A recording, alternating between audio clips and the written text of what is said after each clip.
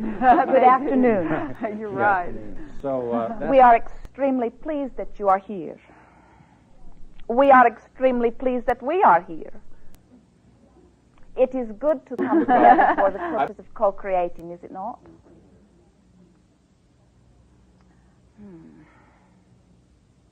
A group of deliberate creators we see. Messing around, eh? did you lose all these? You are understanding you are creator of your own experience more every day. And so today it is our wanting, as we are moving about, to assist you in coming to a place of knowing. We're wanting to assist you in finding your absolute harmony with you. Very good accomplishment, we would say. For once you find harmony with you, then you can get down to the business of that which you've come forth for into this experience at all, you see. As we interact with so many of you, we hear you talking about your relationship with that one and with that one. And we sense in many cases your concern about the approval of this one or that one, or maybe all of those. And what we are wanting to accomplish as we are here together today is helping you to discover that what you have been seeking all along, that has come in the guise of seeking approval from others or in the guise of being loved by another, what you have been seeking all along is your own harmony with your own inner being. And everything that you feel, every emotion that oozes out of you and that penetrates the boundaries of the universe is nothing more than your acknowledgement of the harmony or disharmony between you and you see. That's what emotion is all about. Let us hear from you. What are you wanting to talk about? Forgot I had the mic. Abraham, when you're talking about harmony with the self, I have two questions. Can everyone hear? Okay. I have two questions. One of them has to do with my temper, which if I feel violated, and there are only a couple things that makes me feel that way, my temper is there immediately, and I have a very hard time pivoting. Like I'll pivot, and then something will bring me right back to that spot, and I just feel angry. And I don't like that feeling, and I know that it's not helping me at all, and it's usually a situation that I have absolutely no control over. For example, today I was coming back from Denver feeling really good, listening to your tapes, and a person cut right in front of me, and they could see that, you know, through the acceleration. I was furious immediately. I mean, I wanted to nuke that car, and, you know, it was something I had no control over, and I wasn't going to let it go. I kept pivoting, and then every time I saw that car, it just immediately inflamed me again. How do you move on beyond that? We are appreciating your offering, for you have fallen right into our hands here.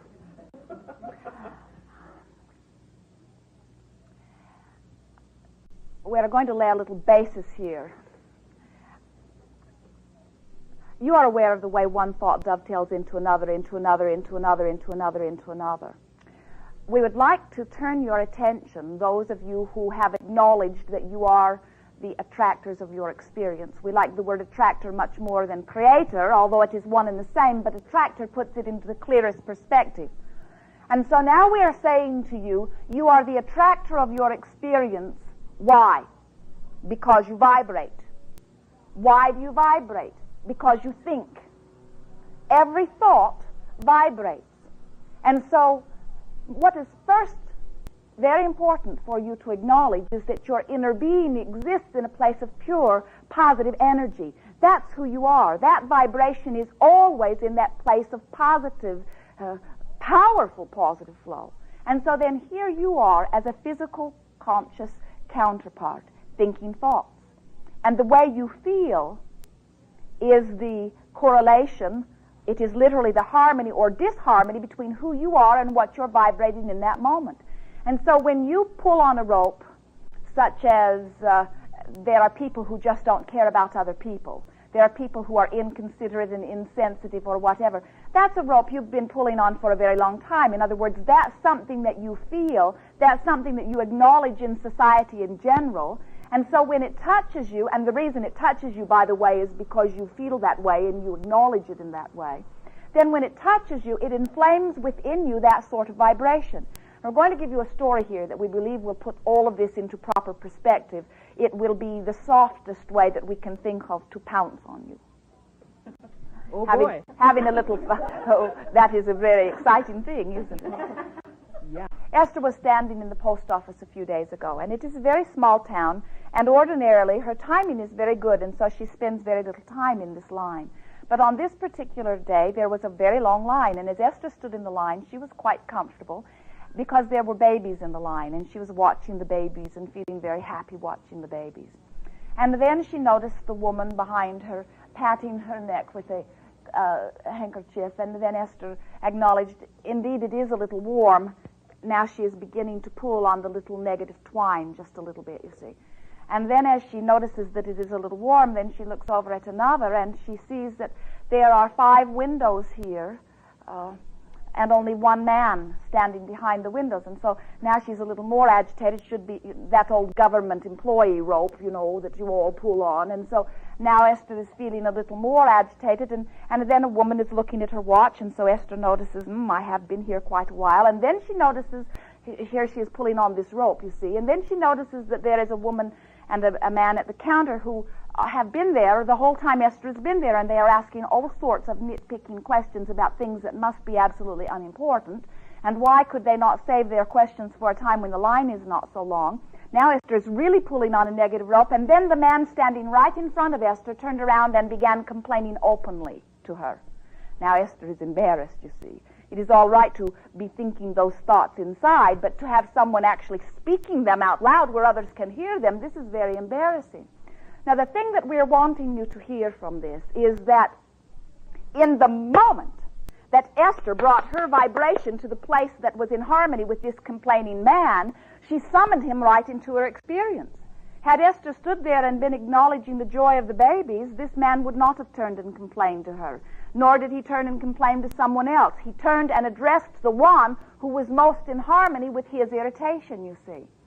And so the thing that we are wanting you to hear from this is that always, in all cases, whatever you are experiencing, it's not about something that is happening outside. It's about something that is vibrating within you that harmonizes with that.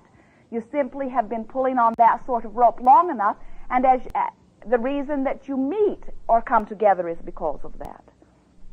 Our favorite story on the subject, Jerry and Esther were living in the city of Phoenix, and Esther was not liking it very much, and neither was Jerry. They talked about it to one another, helped each other pull on negative ropes about it. They traveled back and forth to the city of San Diego on a regular basis and compared the two cities. San Diego is wonderful, Phoenix is awful, on a variety of topics, you see. And on this one particular hot summer night, they were coming across the desert in their car, and Esther is believing that she will motivate Jerry to action by pointing out all of the negative reasons why they should move someplace else.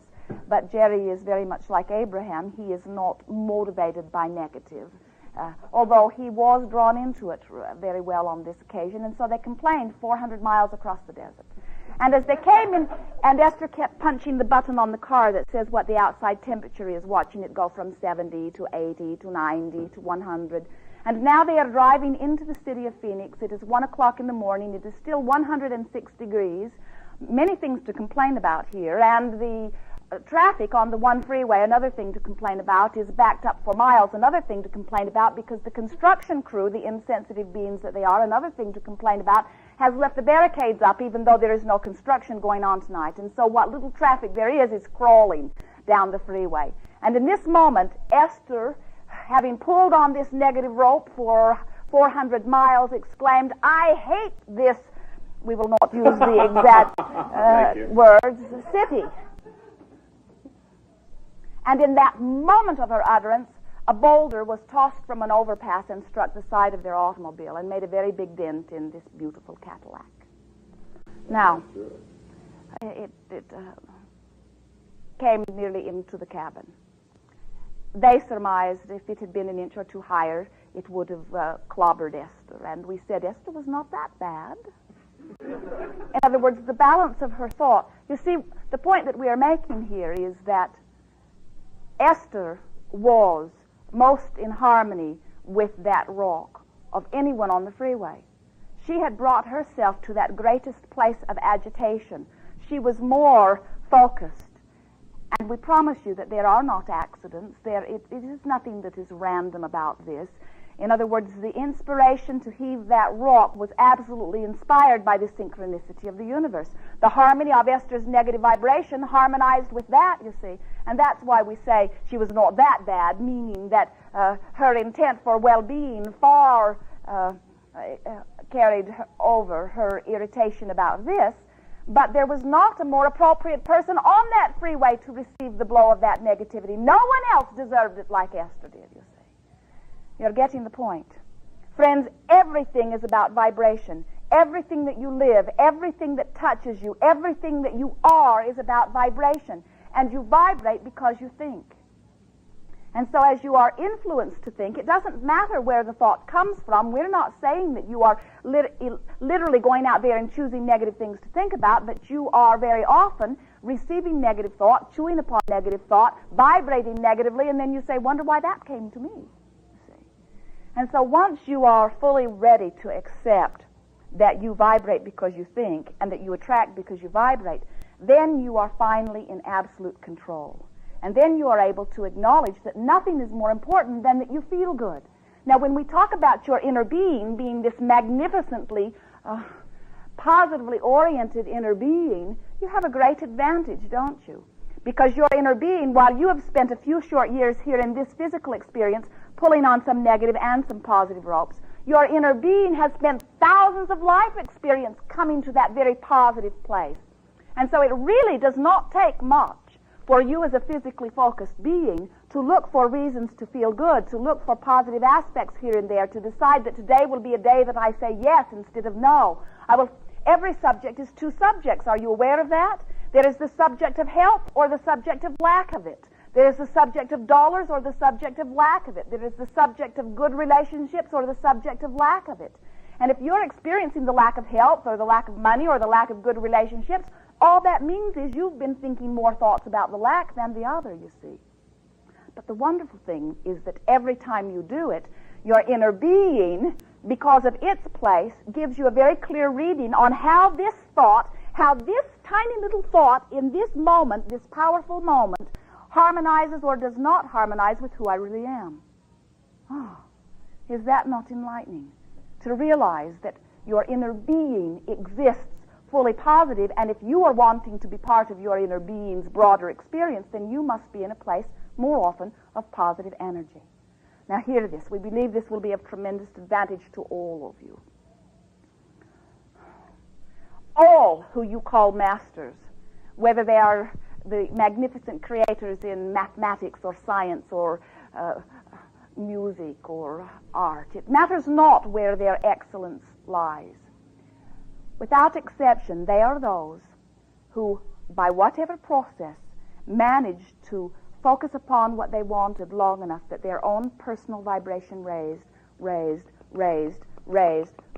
until they harmonized or came into connection with who they really are. That's where all inspiration comes from. That's where all intuition comes from. That's where your hunches, that's where all of your guidance comes from. Your inner being does not say, watch out for that, watch out for that. Your inner being cannot guide you when you are in a place of vibration that does not harmonize with your inner being, you see.